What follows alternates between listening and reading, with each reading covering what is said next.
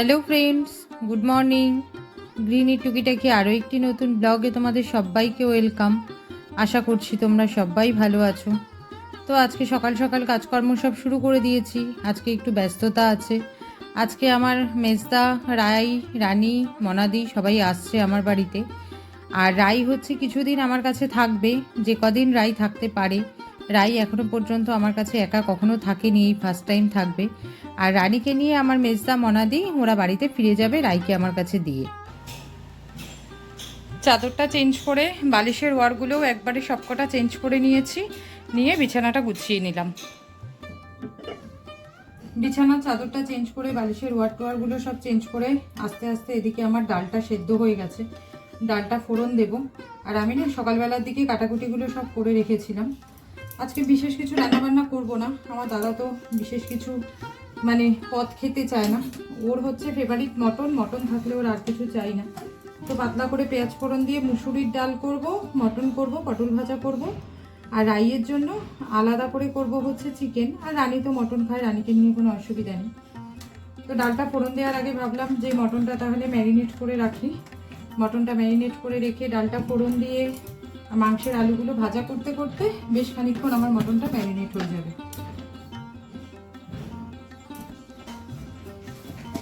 অর্ধেকটা পেঁয়াজ রেখেছি কষানোর জন্য, আদা রসুন বাটা দিয়ে যে অর্ধেকটা পেঁয়াজ কষাবো। আর অর্ধেকটা পেঁয়াজ এখানে ম্যারিনেটে দিয়েছি। পেঁয়াজ বাটা, টক দই, নুন, হলুদ গুঁড়ো, লঙ্কার গুঁড়ো, আর দিয়েছি হচ্ছে বেশ খানিকটা সর্ষের তেল দিয়ে মটনটাকে খুব ভালো করে মাখিয়ে খানিকক্ষণ ম্যারিনেট করে রেখে দেবো। ততক্ষণে বাদবাকিগুলো সব করতে লাগবো। মাংসটা ম্যারিনেট করা হয়ে গেছে, আর ডালটা এবারে ফোড়ন দেব। আর এই যে ডাল ফোড়নের যে পাত্রটা আমি কিনেছিলাম, সেই পাত্রটাতেই আজকে ডালটা ফোড়ন দিচ্ছি। খুব সুবিধা হয় কিন্তু এই পাত্রতে ফোড়ন দেবে।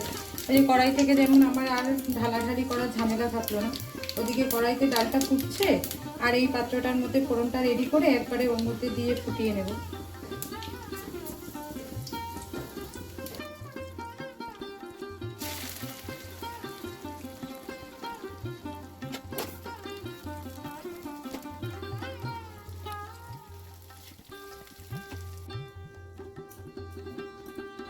মশলাটা কষিয়ে নিয়ে ম্যারিনেট করা মাংসটাও কিন্তু দিয়ে দিয়েছি। মাংসটা দিয়ে এবার একটু সিমে দিয়ে দিয়ে কষাবো।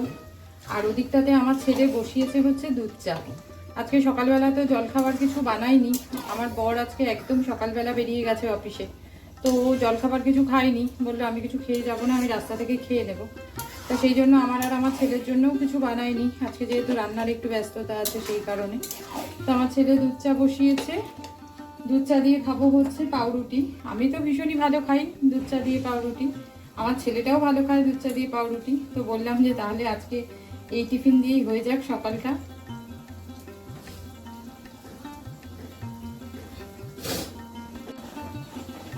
আর ও যেহেতু দুধ চা স্পেশালিস্ট, সেই জন্য দুধ চাটা ওই বানাচ্ছে। সত্যি সত্যি ওর হাতের দুধ চাটা খেতে খুব সুন্দর হয়।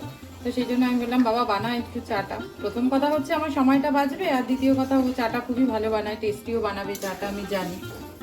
আর রান্নাবান্নার যেদিন তাড়াহুড়ো থাকে না, সেদিন আর আলাদা করে জলখাবার বানানো হয় না। কারণ ওই রুটি তরকারি করতে গেলে অনেকটা সময় চলে যায় রুটি তরকারির পেছনে। যতক্ষণে রুটি তরকারি করা হয় ততক্ষণে মনে হয় এক পদ রান্না নেমে যায়। তো সেই জন্য যেদিনই রান্নাবান্না তাড়াহুড়ো থাকে আমি আর সেদিন রুটি তরকারির তালে অন্তত যাই না।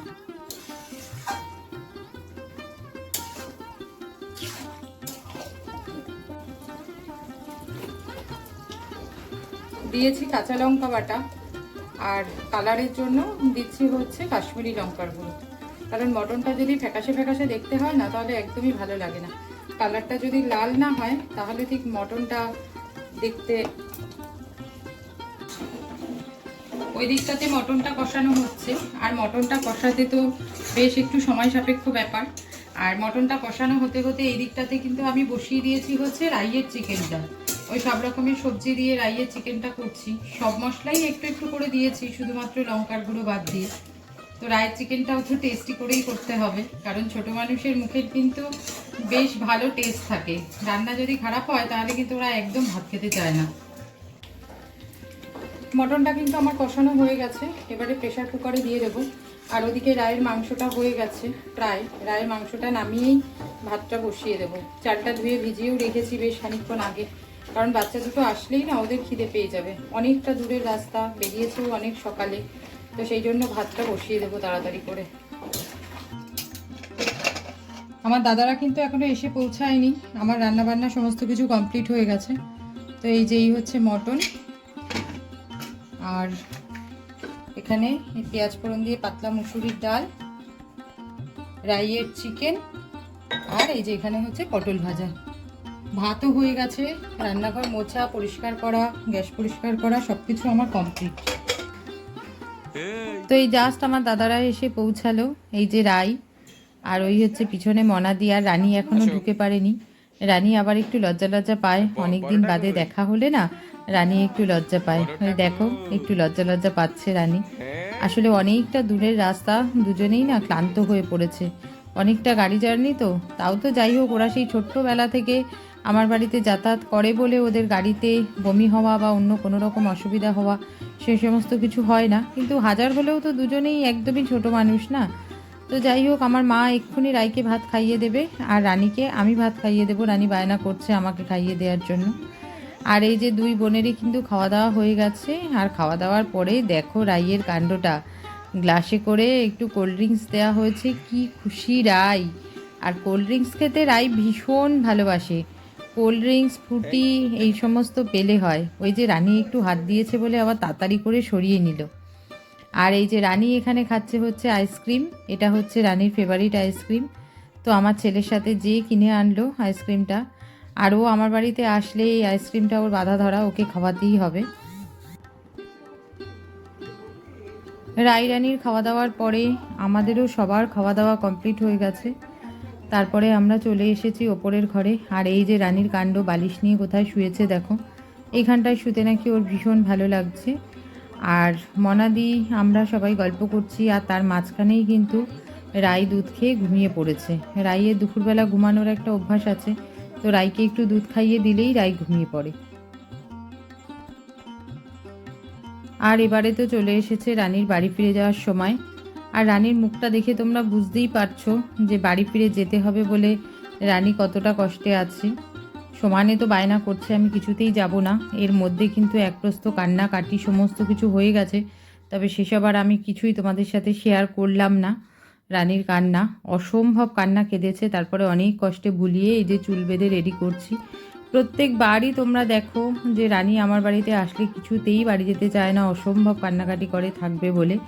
আর এবারে তো আরও বেশি, তার কারণ হচ্ছে যেহেতু শুনেছে যে বুনু থাকবে, বাড়ি থেকে কিন্তু ওকে বলেনি যে বুনু থাকবে। সেটা যদি শুনতো তাহলে ও কিছুতেই মানে আমার বাড়িতে এসে ঘুরে চলে যাবে এই ব্যাপারে ও রাজি হতো না। সেই জন্য বাড়িতে ওকে কেউ বলেনি যে বুনু থাকবে, বলেছে যে সবাই আবার ঘুরে চলে আসবে। আর এখন যেই শুনেছে বুনু থাকবে, তো রানীর কান্না সে আর দেখে কে, অসম্ভব কান্না, অসম্ভব কান্না।